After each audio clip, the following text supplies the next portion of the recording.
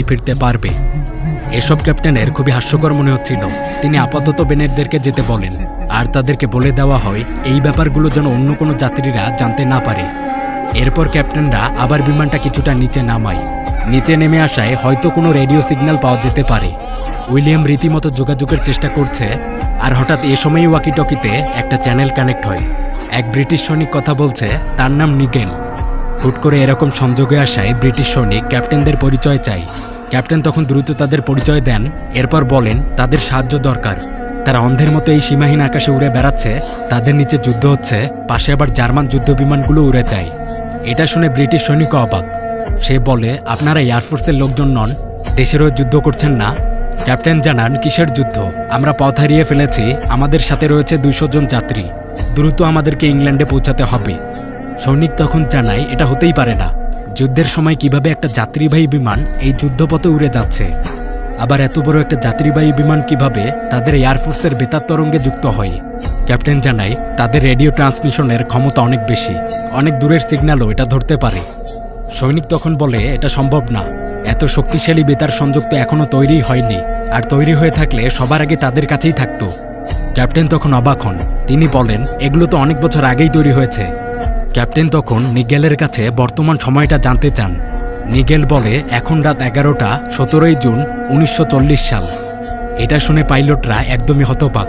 মানে প্রভাষকরা যা বলেছিল তা সবই সত্য, তারা অতীতে চলে এসেছে।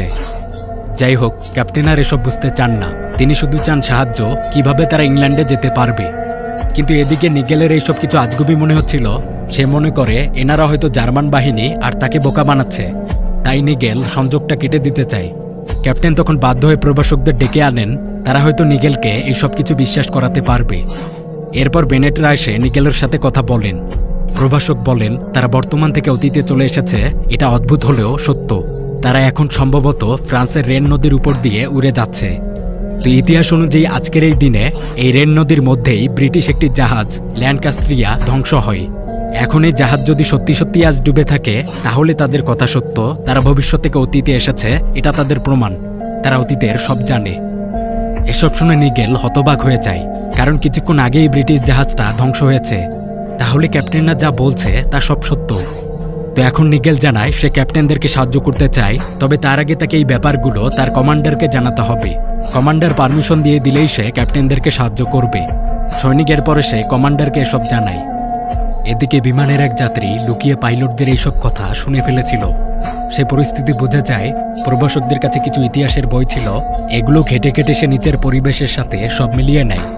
এতে সেও পুরোপুরি কনফার্ম হয় যে তারা অতীতেই চলে এসেছে।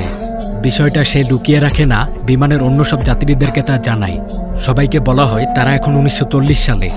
এটা যাত্রীদের কেউ বিশ্বাস করে না, লোকটাকে পাগল মনে করা হয়। তখন লোকটা যাত্রীদেরকে নিচে তাকাতে বলে। প্রভাষকদের বইগুলোকে দেখানো হয়। এতে আবার কিছু যাত্রী এই লোকটার পক্ষ নিয়েছিল, বাকিরা এগুলোকে পাগলের প্রলাপই মনে করে। একটা সময় লোকটা যাত্রীদেরকে উদ্দেশ্য করে বলে, আমরা এখন যুদ্ধের উপর দিয়ে চলে যাচ্ছি, এক সময় কিন্তু এই বিমানের জ্বালানি শেষ হয়ে আসবে, তখন নিচে ল্যান্ডিং করা ছাড়া আর কোনো উপায় নেই। কিন্তু নিচে নামলে কি হবে? যুদ্ধ হচ্ছে, আমরা রয়েছি ফ্রান্সে, নামা মাত্রই হিটলার বাহিনী আমাদেরকে মেরে ফেলবে, কারণ আমরা হচ্ছি তাদের শত্রু আমেরিকান।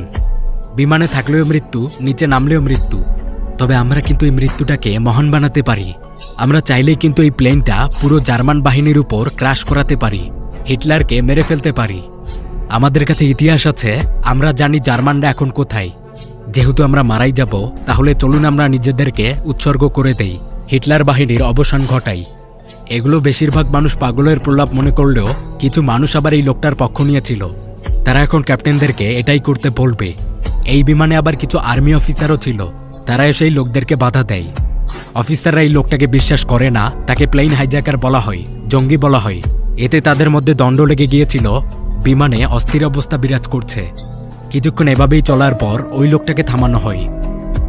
অফিসার এখানে বলেন, আমরা যদি অতীতে এসেও থাকি, তারপর ওই প্লেনকে নিচে ক্র্যাশ করা যাবে না, কারণ কোনোভাবে যদি এই প্লেনটা অক্ষত থেকে যায়, তাহলে এটা শত্রু বাহিনী ব্যবহার করতে পারবে, তাহলে তারা আরও শক্তিশালী হবে।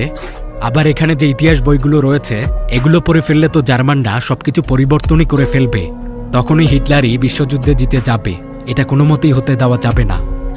এদিকে নিগেল ক্যাপ্টেনদের সাথে যুক্ত হয়েছিল, তাদের কমান্ডার ক্যাপ্টেনদেরকে সাহায্য করতে রাজি। এখন তাদের কি সাহায্য দরকার? ক্যাপ্টেন বলেন তারা একটা নিরাপদ জায়গা পেতে চায় যেখানে তারা ল্যান্ডিং করতে পারবে আর যাত্রীদেরকে আশ্রয় দিতে হবে। আরও একটা ব্যাপার জানতে চাওয়া হয়, কাছাকাছি কোথাও কোনো বজ্রপাত হচ্ছে কি না। এসব শুনে সৈনিক বলে ঠিক আছে, নিরাপদ জায়গায় নিয়ে যাওয়া হবে, কিন্তু এর জন্য দরকার ক্যাপ্টেনদের বিমানের একদম সঠিক অবস্থান। ক্যাপ্টেনরা এখন ঠিক কোন জায়গাটায় আছে এটা জানা গেলেই নিগেল তাদেরকে গাইড করতে পারবে। পাইলটরা তখন প্রভাষকদের সাথে মানচিত্রটা ঘাটাঘাটি করেন। একটা জায়গাকে অনুমান করা হয়, তবে তারা পুরোপুরি নিশ্চিত না। যেহেতু অনুমানে কোনো কাজ হবে না, এজন্য কো পাইলট ড্যানিয়াল একটা উপায় বের করেন।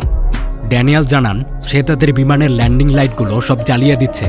এতে করে নিগেলদের লোকজনরা বুঝতে পারবে ক্যাপ্টেনদের বিমান আসলে কোনটা এবং সেটা কোথায়। এদিকে আবার ল্যান্ডিং লাইটগুলো জ্বালানো মাত্রই পিছন থেকে কিছু যুদ্ধ বিমান চলে আসে। এগুলো ছিল শত্রু বিমান।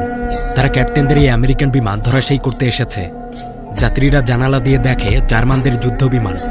জার্মানদের এখানে টার্গেট, তারা এই বিশাল বিমানটাকে ধ্বংস করবে, নয়তো হাতিয়ে নেবে। বিষয়টা ক্যাপ্টেনরাও বুঝতে পেরেছিল, তাই সবাই জায়গা মতো বসে প্রস্তুত হয়।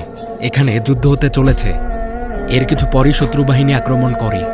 দ্রুত গতিতে গুলি ছোড়া হচ্ছিল, তবে এত বিশাল একটা বিমানকে সহজে বিধ্বস্ত করা যাবে না। আধুনিক যুগের বিমান বাইরের স্তর যথেষ্ট শক্তিশালী। গুলিগুলো খুব বেশি ক্ষতি করতে পারছে না। ক্যাপ্টেন রাও আপ্রাণ চেষ্টা করছে ভারসাম্য টিকিয়ে রাখার জন্য। যাত্রীদের মধ্যে চরম আতঙ্ক সৃষ্টি হয়ে গেছে। এ যেন রণক্ষেত্র। ক্যাপ্টেনদের চারদিক ঘিরে রয়েছে একাধিক যুদ্ধ বিমান। এভাবেই চলতে থাকলে এই বিমান টিকতে পারবে না। তাই ক্যাপ্টেন তখন একটা উপায় বের করে, সে দ্রুত প্লেনকে নিচে নিয়ে যায়। তারা 12,000 ফিট থেকে একদম 1,000 ফিটে নেমে আসে। পিছনে তাদের ফলো করছিল যুদ্ধ বিমানগুলো। 1,000 ফিট অর্থাৎ স্থলের একদম কাছাকাছি এসে আবার হুট করে বিমানকে উপরে তোলা হয়। বিমান শক্তিশালী, তাই এটা হুট করে উঠে যায়। কিন্তু পিছনে যে জেট প্লেনগুলো এসেছে তারা এভাবে উঠতে